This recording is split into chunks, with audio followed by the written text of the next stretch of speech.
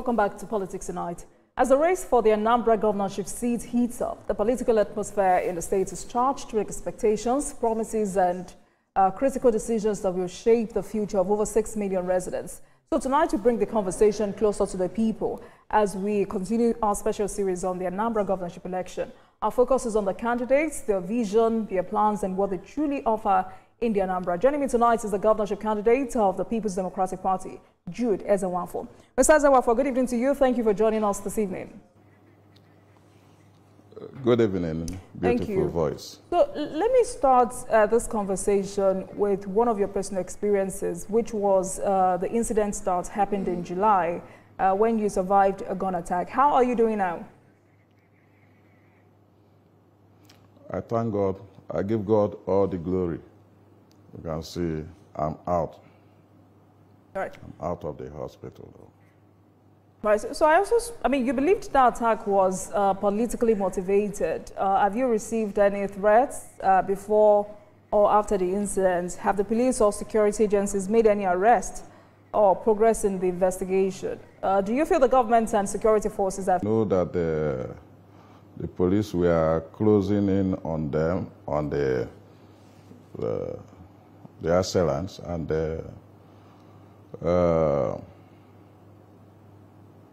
I think they are taking their time. I think they know what they are doing. But from the CCTV, it wasn't... Mr. Ezenwafor, could you kindly speak up, please? Okay, I said I'm in touch with the police. Okay. And yes, they are doing their work. They are closing in on them. And also, all I learned from there is that from the CCTV, you will know that it's a direct attack, assassination attempt. Well, you know, part of the question I asked is if you thought the government and security forces have taken your case seriously enough. I can't get you well. I asked if you thought the security forces and government have taken your case seriously enough. If you say it's a direct attack. If I may hear you well, if the governor or... If the government and security forces have taken your case seriously enough.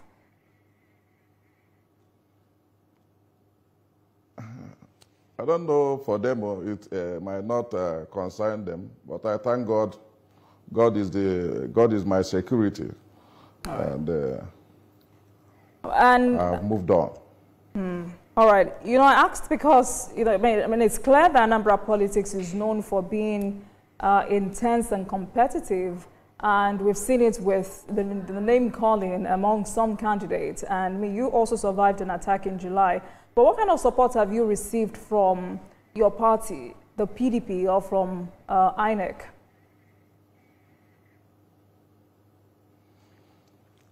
The kind of support I received from my party? Yes. Well, they have given me the basic support that I needed, which is to give me the platform. And I know with due time, we are going to move in to Anambra with all the PDP governors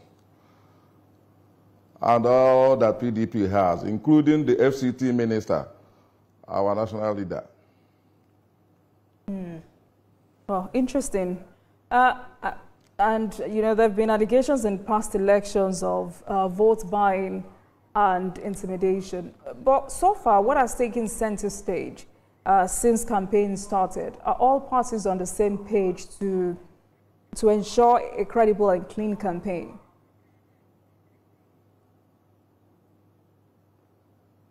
Please come again.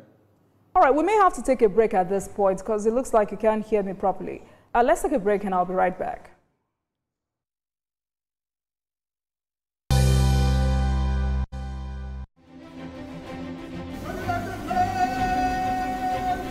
On 1st October, as Nigeria marks 65 years of independence, we pause to ask a profound question. Who is a Nigerian? At 65, the question of our identity and nationhood has never been more urgent. What does it mean to truly be Nigerian? We all have a responsibility to protect this democracy because it is the only system that guarantees our freedom. What do we owe this nation, and what does this nation owe us? If the citizens are not standing to hold the government accountable, if we are not raising the question that we need to raise about the kind of middle class and the kind of political class that we have today, it is very difficult for us. Join TVC News Town Square on this conversation for every Nigerian. A dialogue that could shape our future. Wednesday, October 1 at 6 p.m. In a world where news never sleeps, we're taking a giant leap into the future. We at TVC Communications are proud to introduce a new era in news broadcasting. Your language and sharing your stories. From English, good day. These are the news headlines, to Pidgin, better country people, on a good evening. Yoruba, Ekaro, Ekodede Asikoyi, Shedadalabayi, Igbo, Ndewo, Auto Innovation, Ahambu Obada Samson Ejiro, and Hausa. Mutane na sanar da zuwa, sunana Rakia Abdulkarim kuma kana kallon TVC News. We are bringing the news closer to you. Faster, smarter, and always reliable. And together, we are shaping the future of news for every Nigerian, everywhere. Innovation, connection, and trust. The future of news is here. TVC News, first with breaking news. And now first in Nigeria with AI news anchors.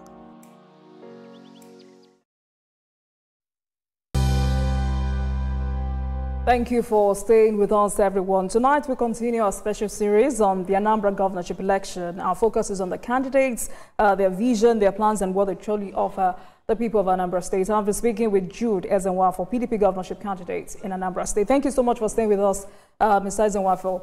So you say you have the support of your people, but there have been allegations in past elections of vote buying and intimidation. So I asked, so far, what has taken center stage since campaign started? Are all parties on the same page to ensure a credible and clean campaign?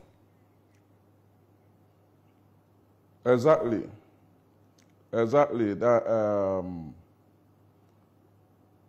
last senatorial and assembly election was marred with a lot of irregularities, which I personally and my party will not condone. This November 8th election is meant to surprise the whole world, the power of the masses.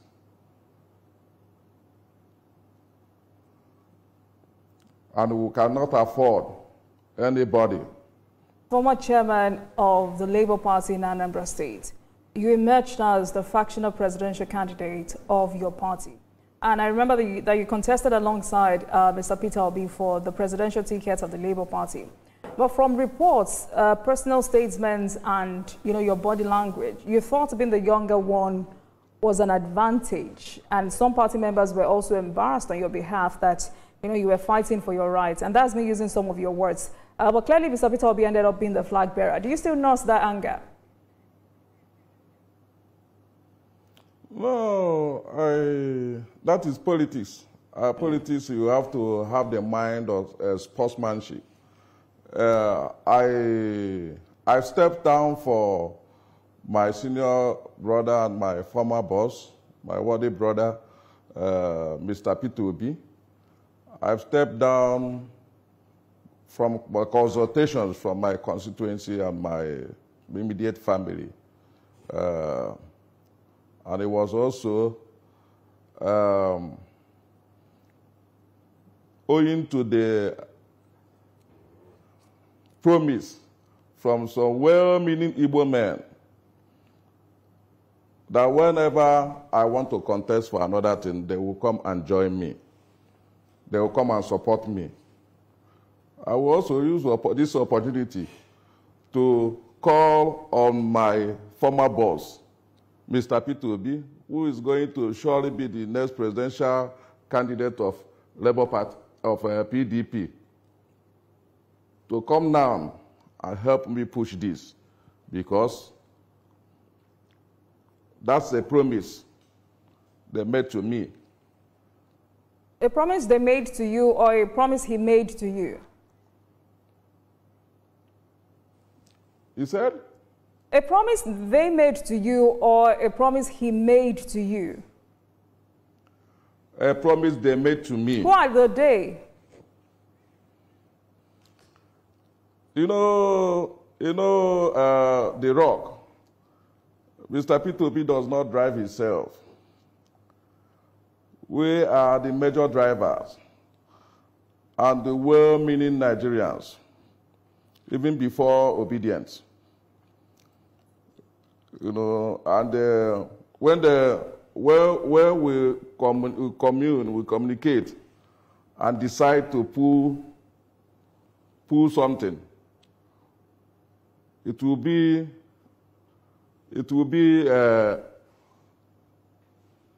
I'm hearing one voice. Mr. Ezenwafor, please go on with what you're saying. I can hear you, and please stop touching your device. Please go ahead, sir. Okay. So it was a promise made by a group of supporters. Because I'm surprised to hear that. And I'm calling on all the... Yes? Yes, I'm surprised to hear that you stepped down for Mr. Peter Obi, because the report out there is that you angrily left the party because the party leadership preferred him to you. So it's surprising that I'm surprised that to hear you say you stepped down for him. So why did you leave the Labour Party? I never angrily left any party. The party was divided. You know, it was factionalized. And I have to come back to my home. I have to come back to PDP, where all of us came from. All right, the party was personalized. You know, I put that question that way because, you know, at that time, you said you were on a rescue mission to free Nigerians from social, economic, and political crisis, currently bedeviling it. You also said, having understudied 2 former governors in Anambra State and being the chairman of the party in the state, you have what it takes to lead the country to economic freedom. And now you want to become governor. Some say this is an act of desperation. What do you call it, Mr. Ezenwafor? No. If it is desperate, I'm desperate to lead my people, to relieve my people from what is going on. But I'm not desperate for even this election. I'm not that desperate. My people say that Chinemeze, power belongs to God. God gives leadership. No matter how you see it, if God chooses you, like I believe I'm the chosen one to be the governor of Anambra State. So if God chooses you, every other thing you see around it is just acting, because all power belongs to God. So I'm not seeing it as a desperate decision. You know, for me to survive this attack, it shows you that I'm meant to be the governor. I'm desperate to make our people, make my state move to another level. But I'm not desperate. I'm not pursuing it desperately. And you have also consistently said this, your mandate is divine. But, you know, while you were speaking, I remembered that your primary was largely unopposed. You had 798 yes votes. People are divided on what exactly that means. Some see it as a token of consensus. Others are saying that shows lack of internal competition or healthy democratic choice. How do you respond to concerns that being unopposed, Mr. Ezenwafor, weakens your democratic mandate and reduces your challenge to deliver on accountability? Right. So I'll allow you to answer that question, Mr. Ezenwafor, when we return from this break. Please stay with us, everyone. PDP governorship candidate Ezenwafor Jude is my guest tonight, and in the last 20 minutes he's been speaking to India and Anambra about his vision and plans for them ahead of the November 8th governorship election. Thank you for staying with us on the program, Mr. Jude. Now, your primary was largely unopposed. You had about 798 yes votes. But I said people are divided on what exactly that means. Some see it as a token of consensus. Others are saying it shows lack of internal competition within the party. So I'm asking, how do you respond to concerns that being unopposed weakens your democratic mandate and reduces your challenge to deliver on accountability? No, let me give you a little brief of what transpired around my primaries. All right. You see, I'm a bridge builder. The primaries was a consensus from both the whole party. PDP has no faction in Anambra. And the primary was well done. The whole delegates emanated from the 326 wards. And they voted. They voted. It's not Mr. Jude, because, I mean, there are those still saying or asking for assurances that the processes you will run as governor will allow for dissent or alternative viewpoints. But most importantly, or more importantly, people want to know what you have done before that shows you can govern well. So what are your previous results in public service or businesses that show that you can deliver? Oh, well, I want to tell you that I am, we have seen pastors, we have seen businessmen, we have seen a professor. I wanted to test the street general because I grew from the party, from the state youth leader of PDP in Anambra State, from state youth leader to SA to the governor, then on youth and mobilization. I'm Banuduju, and I later became the SA to Governor Ngige. From Ngige, I became the party chairman. No, after Ngige, I served Peter for Governor Peter Obi for a few months before I became the state chairman of Labour Party. And after being state chairman of Labour Party, I moved from Labour Party, I became a consul on trade and investment to the South American Caribbeans, the SVG, St. Vincent and Grenadine. I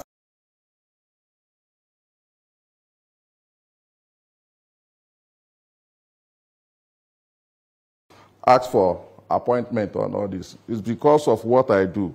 I have always been in the process of making the governor because we are the root of the grass.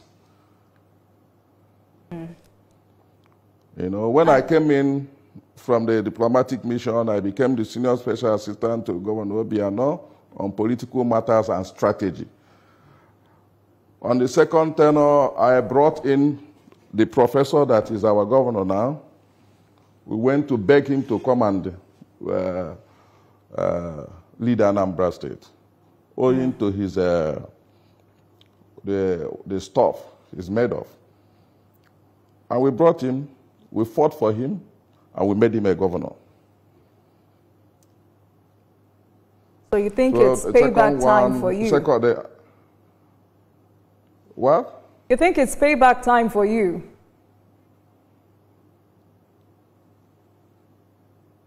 You said you made him the governor, so I'm asking, are you running because you think it's your time to run, or it's payback time for you?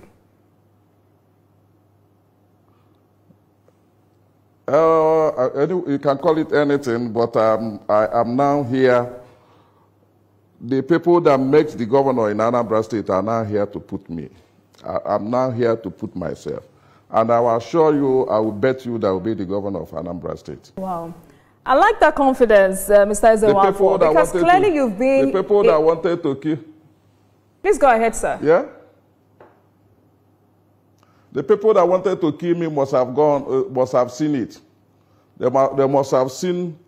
I don't do rallies. I don't rent crowds. I'm a street boy. You will see me in every family. There is no family in this state that I don't know. There is no polling booth or ward in this state that I don't know who and who that is making whatever in the world. That's why they call me Onowu government. I'm the oldest serving appointee we had in the government before I came out for this. So I feel that with the team of the political class in Anambra State, that will make a better governor, because I know where the present governor is lacking behind. I know one or two places. Most importantly, stomach infrastructure. Stomach infrastructure, okay. And, you know, clearly it shows that you've been in the corridors of power or corridors of government for the past 20 years. And just like you said, Mr. Ezenwafor, if you understudied two former governors who did not succeed in making Anambra State the commercial capital of Nigeria, why should anyone trust that you would be able to perform? Let me tell you, all the governors that I have served have performed very well. I have gathered a lot of experience because I'm not just a corridor person. I'm always inside. It's when I was the Senior Special Assistant on Security, the issue that we're having in Anambra State now, that Anambra became one of the safest states in Nigeria. So I have already been ordained and trained on the job training to be the governor of Anambra State. You know, politics is not what you just what you hear or just. That's why some people will become governor. It take them 2-3 years. They don't know what to do. But me, from the first day I entered the government house, I'll start dishing out people's wish. Yeah. But you don't even live in Anambra State. How do you know what the people want? But let's quickly get to the issues. Because recently, Anambra recorded... Yes, that's the issue. Yes. That's the issue. What the people want good life. People want security. We want to move Anambra State to another next level. Right. So we'll come back to that. We'll come back to that, Mr. Ezenwafor. Anambra State recently recorded 2 separate cases of building collapse this week, with one person confirmed dead in Onitsha and another incident reported in Awka.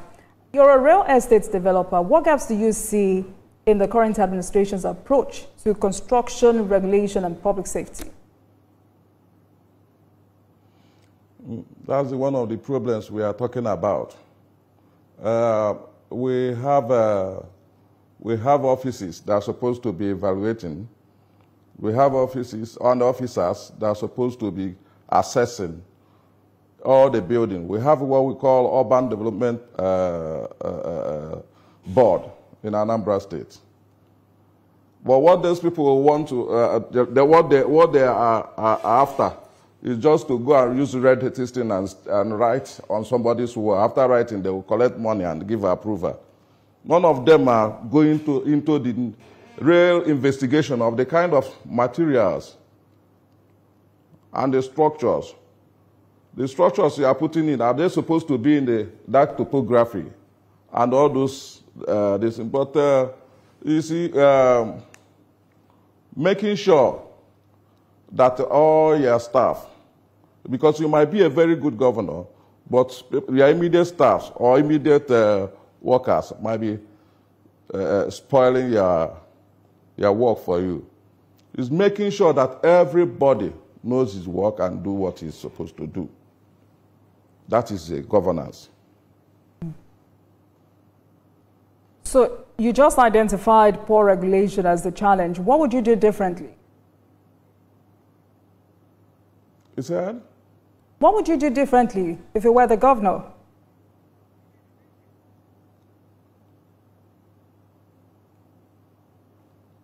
Mr. Ezenwafor, can you hear me? Yeah, I'm trying to catch you. So what would you have done differently if you were the governor of Anambra State?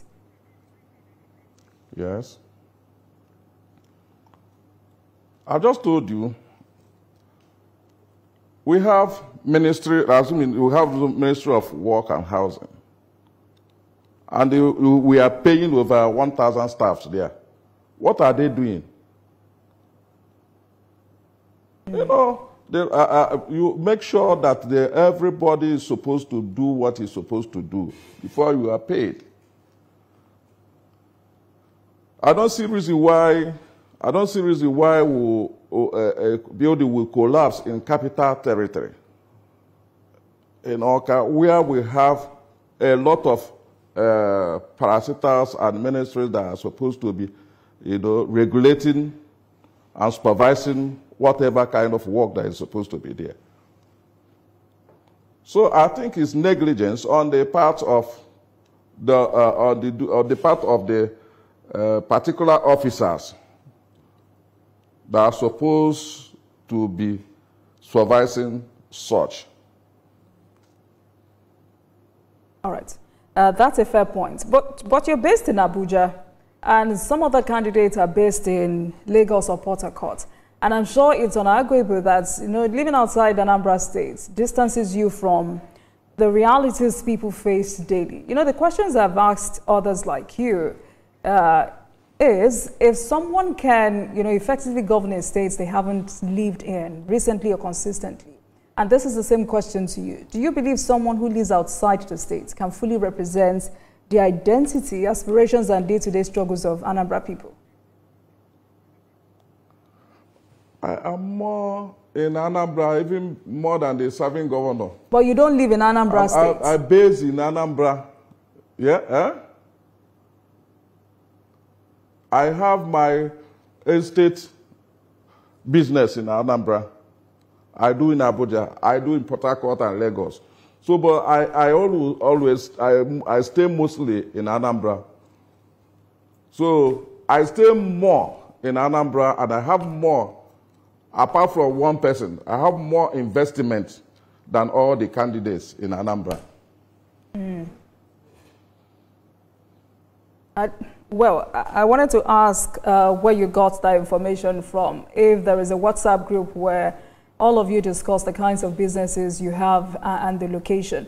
But Mr. Jude, what's your relationship with local leaders? Yes, I know every of them. I know every of them. I am a street general. And all the candidates, my fellow candidates, are my friends. Okay. So this is a family affair. Including the governor. It's not a family affair. It is I have right to my own aspiration. Absolutely. So yes. So I don't see... if you stay in Anambra State, what's your relationship with local leaders, youth groups, and traditional institutions across the 3 senatorial zones? I want you to give me examples of recent community issues you have personally witnessed or intervened in. You see, there are certain things at this point. Initially, I used to intervene in some, as Onowu. If you know what is Onowu government, I usually intervene if it's something I can talk to governor about or the commissioner for local government. I will talk to them.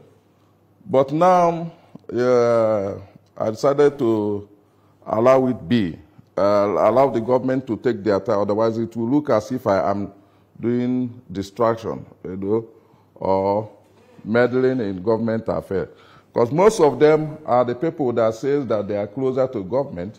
They will use government to be disintegrating the local communities. But all these things are what we are going to look into when I become the governor. The traditional institutions, there are the ones that are supposed to be sacred, are supposed to be made sacred. You didn't answer that question, Mr. Ezenwafor. You didn't answer that question. The question is, what is your relationship with the local community, local leaders, youth groups, and, okay, leave out traditional institutions, youth groups across the 3 senatorial zones? And I also wanted you to give me examples of some recent community issues that you have personally witnessed or intervened in, and you personally sorted on your own.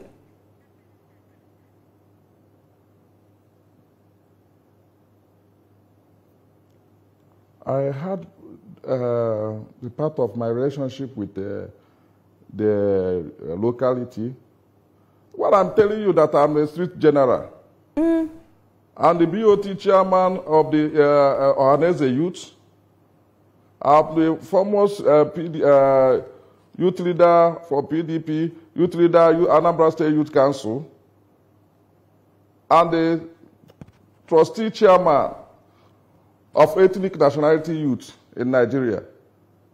I don't know, I want to understand which, what side you are going to. You know, I was asking because ABGA is incumbent in Anambra, and you're challenging a party with existing structures and presence. So what would be your strategy to break through in areas where... That ABGA structure, we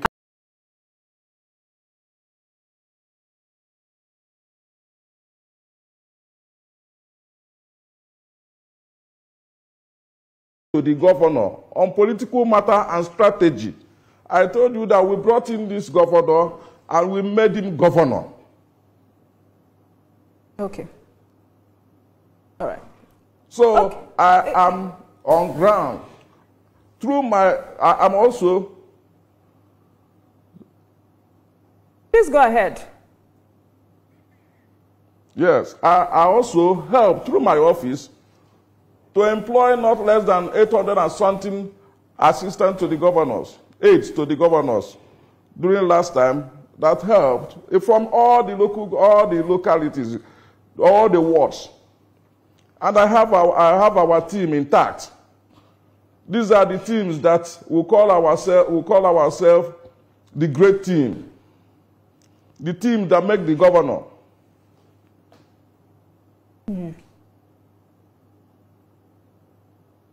Well, I don't know if that answers my question. You can't even come let's go to your transformation agenda.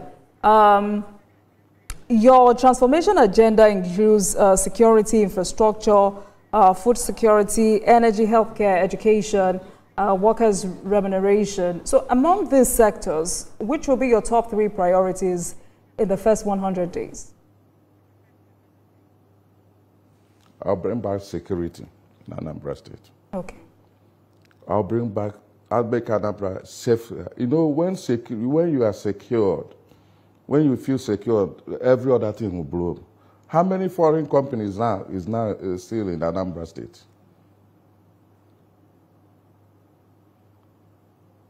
Security is still our problem. And I have the magic wand for it.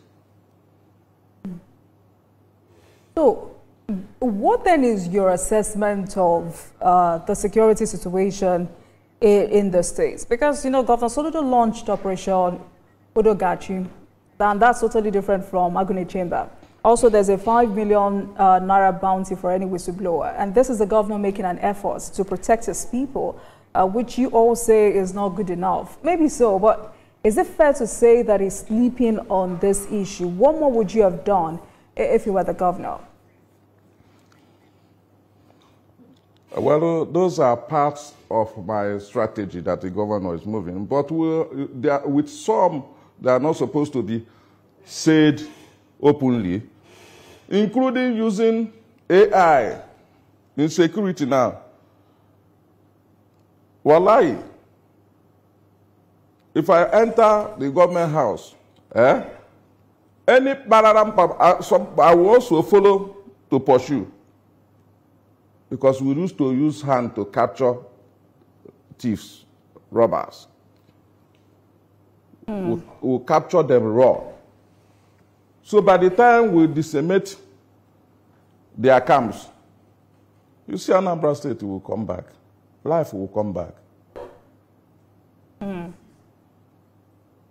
You use AI to... Security entails a lot. So, I mean, I know you don't want to tell us your strategies openly, but how would you use AI to tackle insecurity? If you want me to advise, I will advise that the governor will start using, you see, we'll start using the police, the security apparatus we have in the state. I'm surprised to see one of the sharpest, the most intelligent officers. Look at our director DSS, Victor, very unassuming, very intelligent officer, trained by Nigeria. Look at the CP or the military scene. Use them well, because we use them well when we were in the government. Provide necessary things that they're supposed to use to secure the state. Assist them.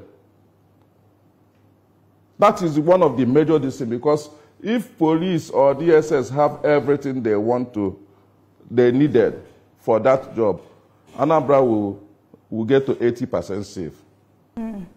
Then the other ones are the ones that are at our chest. And you don't want to review them to me on air. That's fair. But let's talk about another... There is what... Okay, let me give you another strategy. Okay. We can do amnesty. We'll do amnesty for all these people that are in the bush. Bring out your arm. We'll raise it to 5 million per arm. We will clear Anambra State. And you think that's the right approach? Of course. And you think the families of those who had died... When you disarm the criminals... You think the families of those who had died, people who have been killed in their sleep, would be happy with you? You see, some are left for God to do, and if I am the governor, they wouldn't have died. All right. Mr. Jude, let's talk about another critical issue. Recently, NDLEA has said Anambra is among states with high prevalence of drug abuse. And according to the report that was released, between June 2023 and 2024, NDLEA arrested 360 suspects in Anambra State, prosecuted 197, rehabilitated 258, and seized 2.8 tons of illicit substances. So if elected, what targets will you set for arrests, prosecutions, rehabilitation, and drug seizures?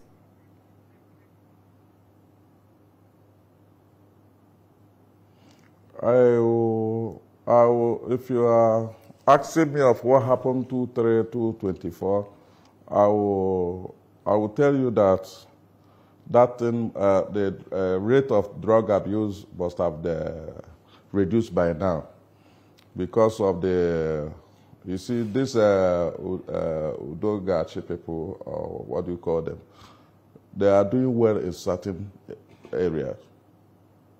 They are doing well in certain areas. At least there was a time that 2023, 2024, there's high rate of Mbili, all those people, all those kind of drug abuse.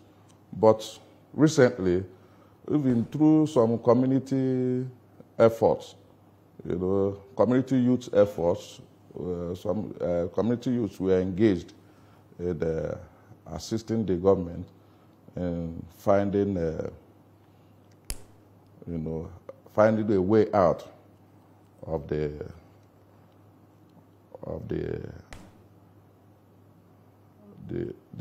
issue. So that of drug abuse, we have already mastered how to empower the NDLA. I've already mastered how to empower the NDLA. This drug abuse also contributes a lot in crime. Because it's when they take those substances that you see them jumping in the road or jumping into kidnapping or cult-related crimes. But when you curb it rapidly, it will help in reducing youth restiveness so much. All right. I must let you go, Mr. Jude Ezenwafor, PDP governorship candidate. Your people have listened to you, and I just hope that you've been able to convince them. We wish you all the best. Thank you so much for speaking with us this evening. Thank you. Have a great evening. Thank you. Thank you. And thank you very much for watching, everyone. That marks the end of today's episode of Politics Tonight. But before we go, let's tell you that the views and reactions of our resource persons are theirs and have no connection with TVC News. Meanwhile, you can watch the repeat broadcast of this episode at 12:30 a.m. Get in touch with us on our social media handles, Facebook, Instagram, and X at TVC News NG and at Olajumokedebu using the hashtag Politics Tonight. You're also on YouTube at youtube.com/TVC News NG. I am Olajumoke Olatunji. Good night, everyone.